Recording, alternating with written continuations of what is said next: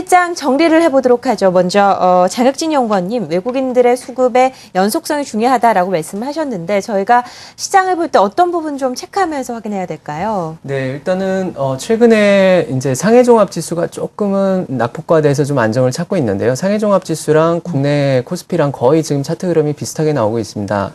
우리나라뿐만이 아니고 이제 아시아 증시 같이 거의 조정을 받았었기 때문에 이런 흐름들이 이제 뭐 어떤 국가를 뭐 중국이냐 한국이냐 나누기보다는 이제 이머징 증시 전반적으로 이렇게 흐름이 좀 동일화될 가능성이 높다라고 보고 있고요. 최근에 또 눈여겨서 보실 부분들은 WTI 유가가 상당히 상승 흐름이 강화되고 네. 있습니다. 이러면서 조금씩이지만 흐름이 살아나고 있는 게 정유화학 업종들 심리가 상당히 많이 강화되고 있는데요. 최근에 아무래도 상품 가격이 최근 오랫동안 이제 급락을 하면서 많이 좀 심리가 굳어져 있었는데 가격 메리트와 더불어서 2분기 이후에 하반기에는 조금 턴어라운드 될 수 있다라는 그런 기대감으로 인해서 조금씩 올라오고 있는 것들이 이제 시장에 좀 틈새적인 업종 테마로 보실 수가 있겠는데요.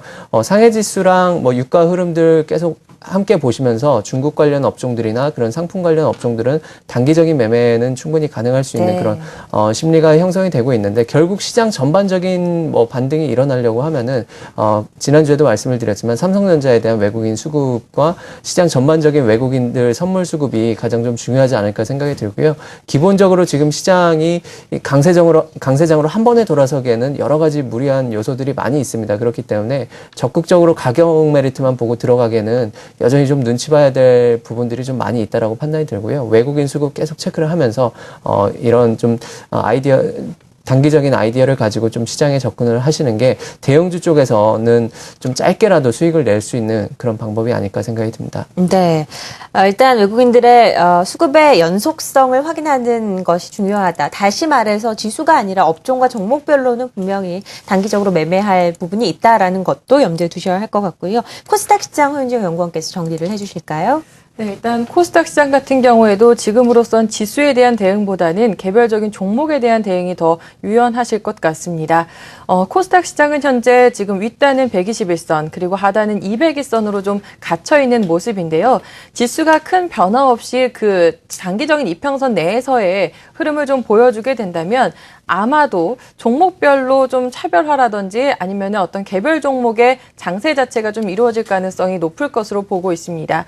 그에 따라서 일단은 실적 가장 중요할 것 같고요. 이 밖에 어떤 모멘텀이 강한 종목들, 최근에 2차 전지가 굉장히 관련돼서 모멘텀이 많이 강해지고 있고 형성이 되고 있죠. 네. 이런 점들에서 투자 아이디어를 좀 얻어보시면 좋지 않을까라는 말씀을 좀 드려보고 있고요.